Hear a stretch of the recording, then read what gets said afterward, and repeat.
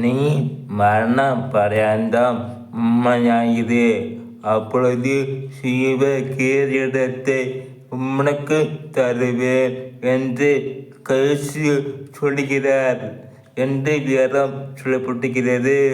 நன்றாக ஆரம்பிப்பது முக்கியம், ஆனால் அதைவிட நன்றாக முடிப்பதுதான் அதைவிட அதிக முக்கியம் என்று வேதம் சொல்லப்பட்டிருக்கிறது. வாழ்க்கையில் கஷ்டமான இடங்களிலும் காத்திருக்கும் வேலைகளிலும் உண்மையாக இருக்க வேண்டும். சகோதரரே, சின்ன கரங்களில் உண்மையாக இருக்க வேண்டும். ஆந்தரங்க கரங்களில் உண்மையாக இருக்க வேண்டும்.